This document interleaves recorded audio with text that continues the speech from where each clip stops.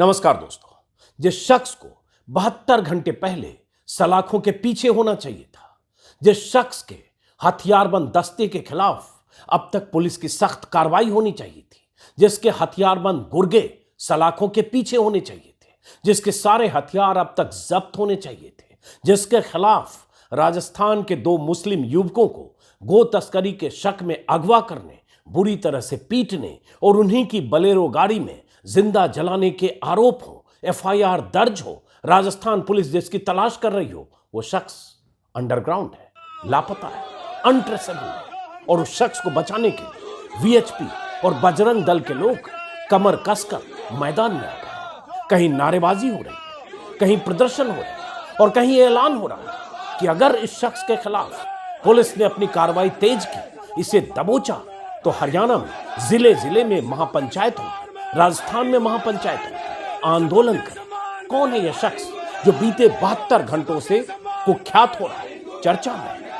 आप जान चुके हो, सोशल मीडिया में लगातार इसकी तस्वीरें आ रही। मोनू मानेसर नाम तो इसका मूलतः मोहित यादव है, मानेसर का रहने वाला है, खुद को गोरक्षक बताता है, लेकिन दरअसल गोरक्षा के नाम पर 40-50 लड़कों का हथियारबंद दस्ता रहता, एक गिरोह चलाता। ऐसा गिरोह जो सोशल मीडिया पर पूरी तरह से सक्रिय है, ऐसा गिरोह जो गोरक्षा के नाम पर गो तस्करी के शक में किसी को भी दबोचता है, मारता है, पीटता है, टॉर्चर करता है और कई बार इस पर आरोप लगे हैं कि फायरिंग करता है और उसके वीडियो अपने ही यूट्यूब प्लेटफॉर्म पर डालता है, सोशल मीडिया पर डालता है और एक व्यापक तरीके से हरियाणा के कई जिलों में सक्रिय रहता है और सब कुछ पुलिस की मिलीभगत से, पुलिस के संरक्षण में होता है। गैंग तो ये कई साल से चला रहा है और इसलिए चला पा रहा है क्योंकि हरियाणा में बीजेपी की सरकार है और ये बजरंग दल का कार्यकर्ता है, नेता है। वीएचपी से लेकर बीजेपी के नेताओं से इसके रिश्ते हैं। कई तरह की तस्वीरें इसकी बीते 3 दिनों से वायरल हैं, उन तस्वीरों पर भी आगे आएंगे। लेकिन सबसे ताजा मामला क्या है? भरतपुर का, जो अब तक आप जान चुके होंगे। जुनैद और नासिर नाम के 2 लड़के, 2 युवक, नौजवान, लड़के क्या कहें, नौजवान, 30-32 साल की जिनकी उम्र थी, वो राजस्थान के भरतपुर में अपने गांव से चले। अपने किसी परिचित से उन्होंने बलेरो गाड़ी ली, सीमावर्ती हरियाणा के इलाके में किसी काम से गए थे, तभी उन्हें अगवा किया जाता है। गो तस्करी के शक में उन्हें पीटा जाता है और पीट कर उसके बाद उन्हीं की बलेरो गाड़ी में, जो किसी से मांग कर लाए थे, उनको जिंदा जला दिया जाता है। ऐसी खबरें पिछले 3 दिनों से आ रही हैं। मातम की तस्वीरें देखी होगी आपने, उन 2 युवकों को जिन्हें बुरी तरह से पीट कर न जाने कैसे मारा गया होगा। उनके परिजनों के रोते बिलखते तस्वीरें उनकी लगातार सोशल मीडिया पर दिख रही हैं। उनके बच्चे, उनकी मां, उनकी बहन, उनके भाई सब बिलख रहे हैं, इंसाफ की मांग कर रहे हैं, आरोप लगा रहे हैं इस लड़के पर, इसके गैंग पर, जो बजरंग दल का गैंग है, जो ऐसा गैंग है जो 40-50 लड़कों के साथ झुंड में, गाड़ियों के काफिले में हथियारबंद होकर चलता है और जहां तहां जिस पर भी शक होता है उसे पकड़ता है और उसे टॉर्चर करता है, पीटता है। और यह सब इसलिए होता है क्योंकि पुलिस का इसे संरक्षण मिला है। इस मामले में भी, भरतपुर के मामले में जो खबरें आ रही हैं, जो एनडीटीवी के रिपोर्टर सौरभ शुक्ला की रिपोर्ट मैंने देखी, क्विंट में रिपोर्ट देखी, फातिमा की, और भी जगह जो खबरें आ रही है, उसके मुताबिक यह भी कहा जा रहा है, आरोप यह भी लग रहे हैं कि शख्स के गैंग ने, जिसमें 5 लोगों के खिलाफ चूंकि एफआईआर हुई है, उसमें से एक ये भी है। इन लोगों ने पकड़ा भरतपुर के उन 2 युवकों को और उसके बाद उन्हें पीटा। जब बुरी तरह से पीटा, पूरी तरह से टॉर्चर किया, उसके बाद शायद पुलिस के पास ले गए, पुलिस के हवाले करना चाहते थे। लेकिन उन 2 युवकों की हालत देखकर जब लगा पुलिस वालों को कि इसकी डेथ हो सकती है, पुलिस वालों ने उन्हें लेने से इनकार किया। हरियाणा के किसी थाने की बात है। और उसके बाद लगा कि अब क्या होगा, तो कहा जा रहा है उसके बाद बलेरो गाड़ी में दोनों को जिंदा जला दिया गया, बुरी तरह से पीटने के बाद।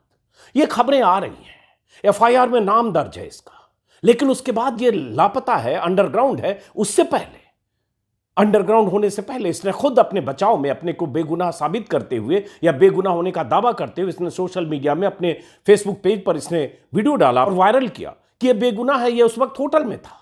अब यह तो जांच से पता चलेगा कि होटल में था या नहीं, या ये उस दो लड़कों के कत्ल में शामिल है कि नहीं।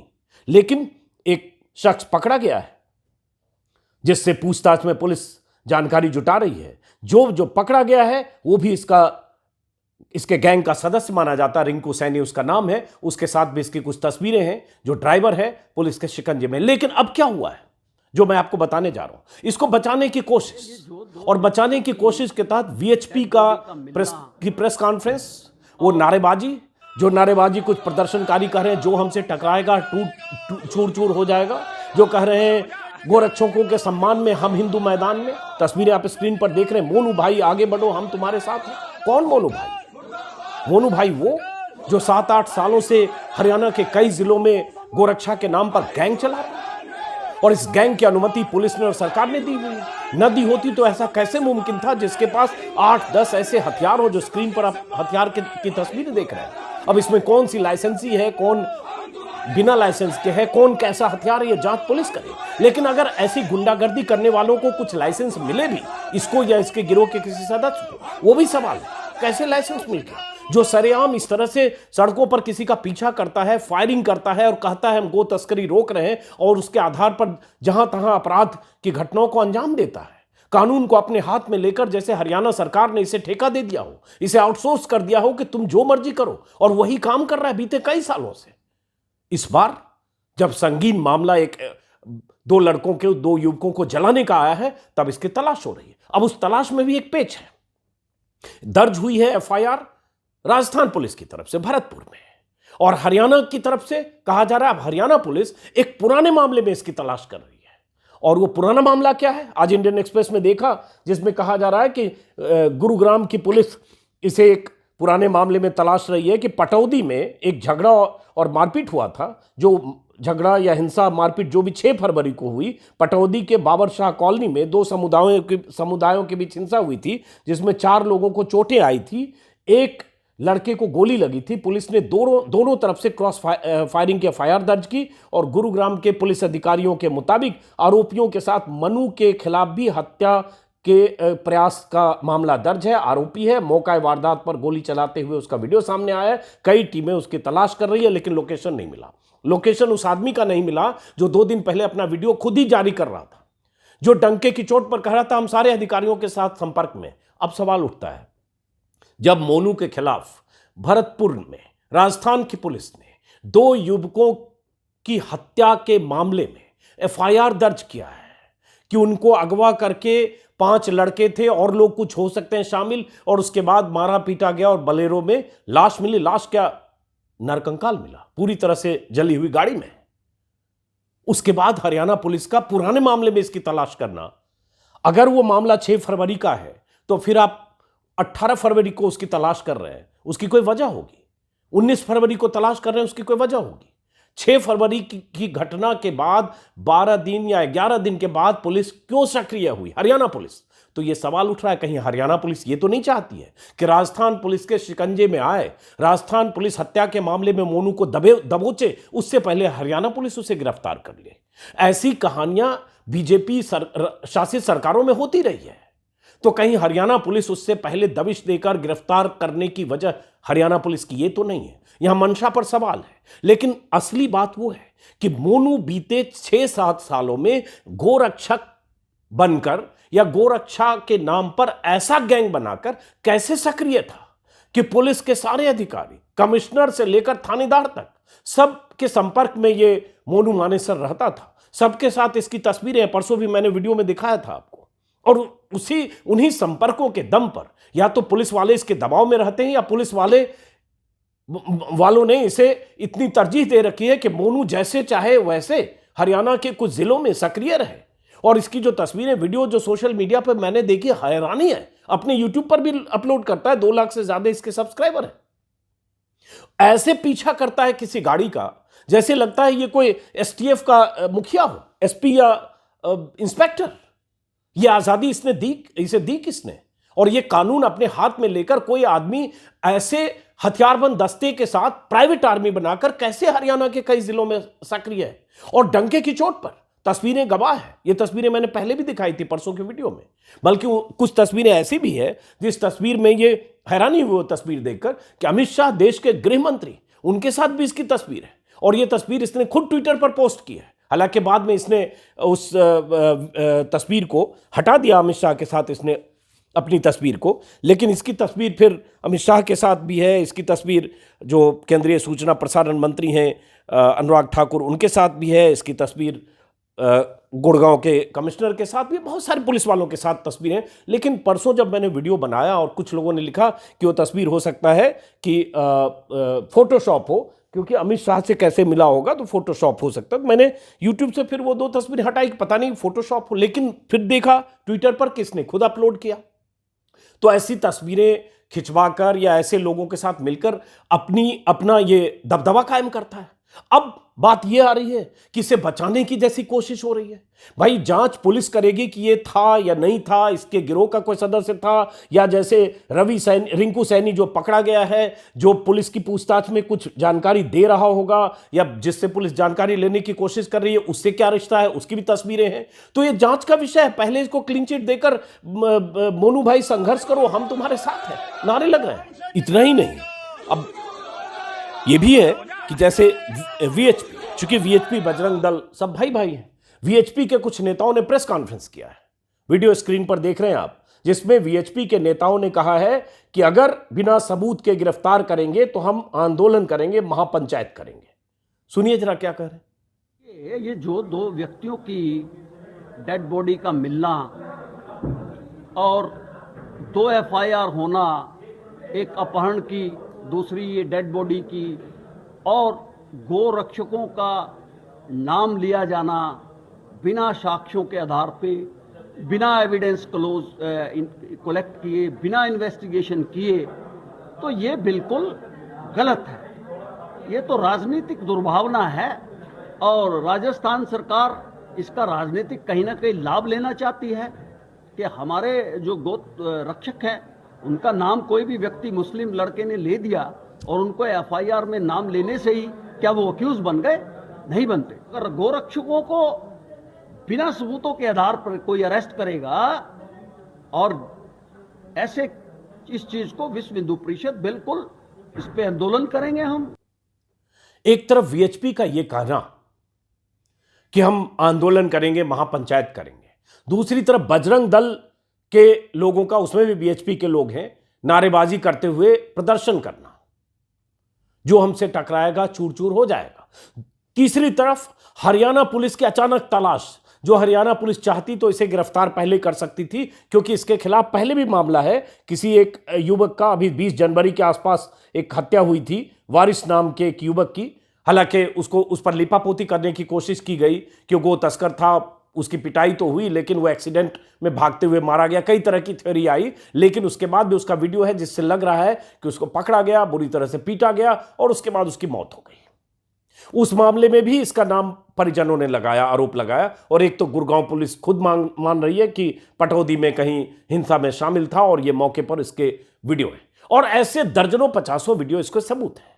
उसके बाद इसकी बचाव की कोशिश है, और जैसा कि मैंने कहा, वो तस्वीरें जिसके दम पर लग सकता है कि पुलिस में इसका रसूख है, बीजेपी की सरकार है। और चूंकि हरियाणा में खट्टर सरकार ने ऐसे गोरक्षकों को खुली छूट दे रखी है, और उसी की वजह है कि हरियाणा में लिंचिंग की और इस तरह की कई घटनाएं अंजाम देने की कोशिशें बीते 6-7 सालों में हुई है।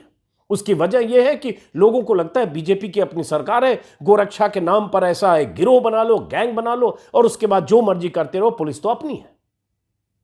और लिंचिंग की घटनाओं का पिछले 7 साल में, 8 साल में कई ऐसी घटनाएं हम लोगों के सामने आ चुकी हैं। और मोनू की अगर बात करें तो ये कट्टरवादी, कट्टर हिंदुत्ववादी लड़का है, और इसके साथ 40-50 लोगों का गिरोह है। कई बार ये इंटरव्यू देता है, वो सारे कुछ इंटरव्यू मैंने बीते कुछ दिनों में 2-3 दिनों के दौरान देखे हैं। ऐसा लगता है कि जैसे ये पता नहीं कहां का डॉन हो, और इसके पीछे कितनी बड़ी सत्ता की ताकत हो कि इसे किसी की परवाह नहीं है। और एक पंचायत का एक वीडियो में देख रहा था, कहीं परसों भी मैंने जिक्र किया था कि कहीं एक ये महापंचायत हुई थी एक, जिस महापंचायत में जिस ढंग से ये ऐलान कर रहा था मुसलमानों के खिलाफ, ये महापंचायत हुई थी पटौदी में 4 जुलाई 2021 में, जिसमें वो कह रहा था कि जो लाभ जिहाद करते हैं उनकी लिस्ट दे दो, हमारी टीम उनको मारेगी खुला। मैं वो वीडियो चाहता हूं फिर से आप देखिए, जिससे आपको लगेगा कि ऐसे लड़के, ऐसे लोग, ऐसे गैंग किस तरह से माहौल बनाने की कोशिश करते हैं, एक धर्म विशेष के लोगों को टारगेट करने के बहाने तलाशते हैं और साफ साफ कहते हैं हम उन्हें मारेंगे, हमें लिस्ट दे दो। और डंके की चोट पर भीड़ में कहते हैं। कायदे से तो उस भाषण के बाद, उस बयान के आधार पर जो वायरल है, सार्वजनिक तौर पर उपलब्ध है, एफआईआर दर्ज करके कार्रवाई तभी होनी चाहिए थी, लेकिन होती नहीं है। ये आप जानते हैं। सुनिए जरा। जो भी लोग याद करते हैं उनकी लिस्ट हमें दे, और भाई हम और हमारी टीम उनको मारेगी भाई खुला। हम किसी केस से डरते हैं, क्योंकि अपने नाम तो मैं लेना चाहता नहीं, लेकिन अपने बड़े भाई यहाँ पे बैठे भी है, वो हमारी पैर भी फुल करेंगे, कोई दिक्कत नहीं है। और जो लोग याद करेगा, जो हमारी बहन बेटियों को छेड़ेगा, उनको मारने का काम सिर्फ और सिर्फ हम और हमारी टीम और हमारे युवा साथी करेंगे।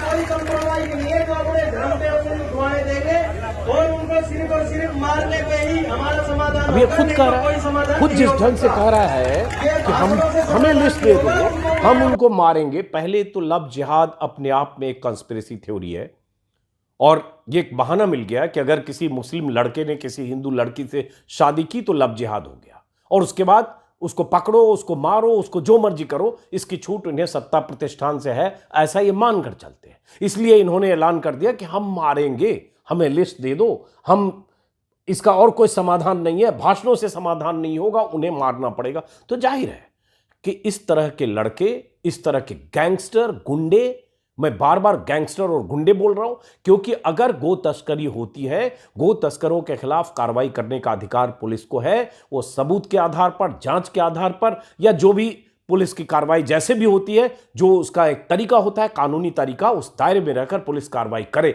लेकिन ऐसे लोगों को छूट दे दी गई, या जो प्राइवेट आर्मी बनाकर इस तरह से काम कर रहे हैं हरियाणा में, तो इसका मतलब साफ है कि इन्हें खुली छूट है, और उस छूट का मकसद है मुसलमानों को टारगेट करना, कट्टरवादी ताकतों को मजबूत करना, और एक नैरेटिव बनाए रखना कि ये मुस्लिम है, ये गोतस्कर है, ये लव जिहादी हैं, और इनके खिलाफ जिस भी तरह से आप को करना है, भाषण देना है, महापंचायत करनी है, जो भी करो, पुलिस चुपचाप मूक दर्शक बनी रहेगी। अब बनी रहने के पर्याप्त वजह उन तस्वीरों में है। अब सवाल यही उठता है कि अगर मोनू मानेसर वाकई बेकसूर इस केस में है, भरतपुर के केस में, क्योंकि एक दूसरा लड़का पकड़ा गया है, तो ये जांच पुलिस करेगी। फिलहाल अभी इसके खिलाफ एफआईआर है, और पहले की एफआईआर भी है, पहले के मामले भी हैं, और उन सब के बाद जो ये कर रहा है अपने आप में वही गुनाह, वही अपराध है जो करता रहा है 6-7 साल से। उसके आधार पर ही इसको जेल चले जाना। आर्म्स एक्ट में कोई भी आदमी पकड़ा जाता है। इसके पास इतने हथियार हैं, क्या सारे हथियारों के लाइसेंस हैं? और लाइसेंस किस आधार पर दिए गए? क्या आत्मरक्षा के लिए लाइसेंस है, या लोगों को मारने, डराने, धमकाने, चेज करने, फायरिंग करने और इस तरह से गुंडागर्दी करने के लिए लाइसेंस है? क्या इस आधार पर पुलिस लाइसेंस देती है और देती रही है? ऐसे बहुत सारे सवाल हैं, और वो सवाल अब पैदा होते हैं खास तौर से ज्यादा जब इसके ट्रैक रिकॉर्ड बीते 20 दिन में ही अगर देखेंगे तो साफ साफ दिख रहा है। चाहे जनवरी में हुई मौत हो एक लड़के की, चाहे फिर जिसका जिक्र पुलिस खुद कर रही है, गुरुग्राम पुलिस, पटौदी गांव में फायरिंग का मामला हो, जिसमें हत्या के प्रयास का मामला इसके खिलाफ है, और अभी भरतपुर का मामला है। भरतपुर के मामले में अब हरियाणा पुलिस और राजस्थान पुलिस दोनों के बीच में क्या होता है, कौन पहले दबोचता है। लेकिन वीएचपी और बजरंग दल के तेवर, बीजेपी नेताओं का रुख और उसकी तस्वीरें जो इसके साथ है, और उन तस्वीरों में बीजेपी नेताओं के साथ अलग अलग मौकों पर तस्वीर, सूचना प्रसारण मंत्री के साथ ऐसी तस्वीर जो उनके नारे को बुलंद कर चुकी, वो भी चर्चित है, गोली मारो सालों को, तो उनके साथ भी तस्वीर और वह उसी नारे को दोहराते हुए है। तो क्यों ना मान लें कि ये एक तयशुदा ढंग से एक नैरेटिव बिल्डअप करने के बहाने तलाशते हुए ये लोग काम करते हैं, और जो बार बार कहता हूं पुलिस के संरक्षण में काम करते हैं। अब चूंकि ये मामला ताजा है, इसलिए हमें इंतजार करना पड़ेगा कि इसकी गिरफ्तारी कहां पहले होती है। हरियाणा में अगर होती है, हरियाणा पुलिस करती है तो क्या होता है, राजस्थान पुलिस करती है तो क्या होता है, यह हमें इंतजार करना पड़ेगा। इसके खिलाफ क्या सबूत मिलते हैं, यह भी इंतजार करना पड़ेगा। फिलहाल एफआईआर है, लेकिन एक जो पकड़ा गया है जिसका नाम रिंकू सैनी है, उसने बताया है कि वो टैक्सी चलाता है, फिरोजपुर झिड़का क्षेत्र में अपने सहयोगियों के साथ गौ तस्करी करने वाले का पीछा करके पकड़ने का काम भी करता है, और कहा जा रहा है, जो किसी वेबसाइट पर है, शायद न्यूज 18 पर, कि गो तस्करी के शक में उसने जुनैद और नासिर को पकड़ा था। उसके बाद पिरुका के जंगलों में मारपीट हुई। फिर उसने बताया कि हरियाणा के फिरोजपुर के झिड़का थाने ले गया, पुलिस ने लेने से इनकार किया। तब उसके बाद भवानी वो ले गए, भिवानी इलाके में हरियाणा में, और उसके बाद जो भी घटना हुई सामने आया। अब सवाल ये भी है कि पुलिस के पास अगर बुरी तरह से पिटाई के बाद अगर ले गया हरियाणा पुलिस के पास, उनको छोड़ने के लिए, उनके हवाले करने के लिए पुलिस की ड्यूटी होनी चाहिए थी कि पुलिस उसके बाद उनको भी कस्टडी में ले, जो पीटने वाले बजरंगी थे कथित तौर पर, और उसके बाद उनका इलाज कराती, उन दोनों का। लेकिन पुलिस ने पल्ला झाड़ लिया और उसके बाद जो हुआ आपके सामने है। तो फिलहाल अब जांच से आगे पता चलेगा कि क्या होता है। लेकिन सबसे बड़ा सवाल है कि मोनू मानेसर किसी भी सूरत में पूरे गैंग के साथ दबोचा जाना चाहिए। वो नहीं जो सिर्फ एफआईआर में है, वो भी जो हथियारबंद दस्ते के साथ, हथियारबंद दस्ते के तौर पर इसके साथ चलते हैं। लेकिन हमें इंतजार करना पड़ेगा और बहुत आसान नहीं है। अगर बीजेपी, बजरंग दल और वीएचपी के नेता ऐसे लोगों को बचाने की कोशिशें करती हैं, तो पुलिस आसानी से न सबूत तलाशेगी, न पुलिस इन्हें दबोचकर इन्हें सख्त सजा मिले ऐसी कोशिशें करेगी। अब देखना होगा क्या होता है इसमें। फिलहाल इस वीडियो को खत्म कर